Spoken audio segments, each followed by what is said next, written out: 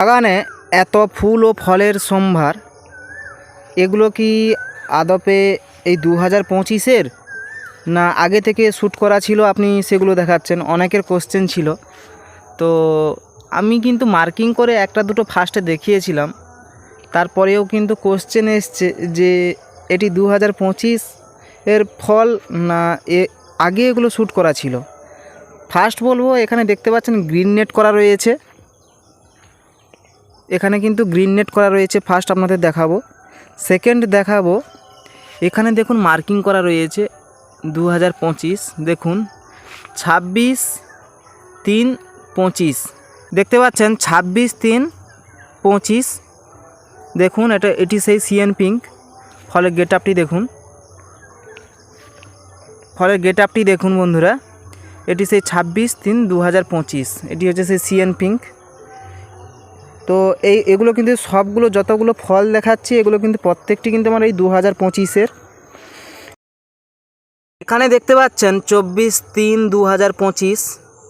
এখানে দেখুন এই যে ফলটি, এই ফলটিও কিন্তু আমার এই 25-এরই ফল। শুধু ফল নয়, দেখুন ফুলেও সম্ভার রয়েছে প্রচুর। দেখুন গাছে ফুলও রয়েছে প্রচুর, দেখতে পাচ্ছেন। দেখুন প্রত্যেকটি ডালে ফল, কম বেশি ফুল রয়েছে।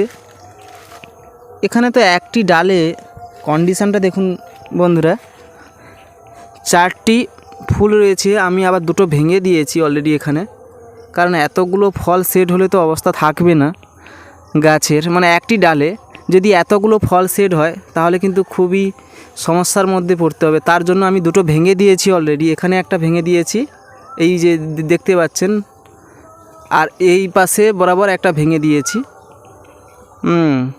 তো একটি ডালে দুটি ফল যথেষ্ট, তার বেশি হলে কিন্তু সমস্যা। একটি ফল সবথেকে নেওয়া ভালো, কারণ একটি ফল নিলে ফলের ওজন 350 থেকে 700 পর্যন্ত যাবে। এখানে দেখতে পাচ্ছেন 14/3/25-এ কিন্তু আমার প্রথম ফুল এসেছিল, অর্থাৎ সেই মার্চ মাসের 14 তারিখে। দেখতে পাচ্ছেন এখানে কিন্তু ফলটি চুরি হয়ে গিয়েছে, যেহেতু ফাঁকা মাঠ তার জন্য এই রকম একটা ব্যাপার হয়েছে। চারধারে যেহেতু ফাঁকা খোলা, তো প্রথম ফল আমার কিন্তু বাগান থেকে চুরি হয়ে গিয়েছে কোনো কারণে। তাছাড়া দেখুন এখানে কিন্তু ফুলে ফলে প্রত্যেক জায়গায় কিন্তু কম বেশি ভর্তি রয়েছে। প্রত্যেক জায়গায় কিন্তু কম বেশি ফুল ফল রয়েছে প্রত্যেকটা লাইনে, এবং ফুল তো প্রচুর এসছে। এই সেকেন্ড লটে কিন্তু প্রচুর ফুল এসছে আমার, দেখুন বাগানে। এটি আমার সেকেন্ড লট। 3 নম্বর লট বললে আমার কিছুটা ভুল হবে, কারণ প্রথম লটে মাত্র 2 থেকে 4টি ফুল এসেছিলো, তার জন্য আমি কিন্তু ওটাকে প্রথম লট ধরছি না। গুজরাট জাম্বু রেড দেখুন, দেখতে পাচ্ছেন বন্ধুরা, ফলের গেট আপটি দেখুন। আপনাদের প্রত্যেকটি ভ্যারাইটির সঙ্গে পরিচিত করাচ্ছি। দেখুন সেম কন্ডিশান, এটিও গুজরাট জাম্বু রেড, দেখতে পাচ্ছেন ফলের গেট আপ। আর এখানে দেখুন একটি ফুল কীভাবে ফুটেছে। আমি কিন্তু কোনোটা ফুল পলিনেশন করিনি, তা সত্ত্বেও দেখুন প্রত্যেকটি ফলের গেট আপ দেখুন। এগুলো কিন্তু প্রত্যেকটি আমার সেলফ পলিনেটেড ভ্যারাইটি। কোনটি রয়েছে জাম্বু রেড, তাইওয়ান পিঙ্ক, গুজরাট জাম্বু, সিএন পিঙ্ক, বিভিন্ন রকম ফ্রুট রয়েছে, এবং ফুলে ভর্তি, এবং বিভিন্ন রকম ফুলও রয়েছে। তো আপনাদের দেখালাম। তাহলে আপনারা এতক্ষণে বুঝতে পেরে গেছেন যে গ্রিন নেটের জন্য কিন্তু আমার বাগানে এত ফল টিকে রয়েছে এই গরমে সত্ত্বেও। তো আমার প্রত্যেকটি জায়গায় কিন্তু ফলের গঠনগুলো দেখাচ্ছি আপনাদের কিভাবে হয়েছে। দেখুন প্রত্যেকটি কিন্তু এই 2025-এ ফ্রুট দেখতে পাচ্ছেন প্রত্যেকটি জায়গায়।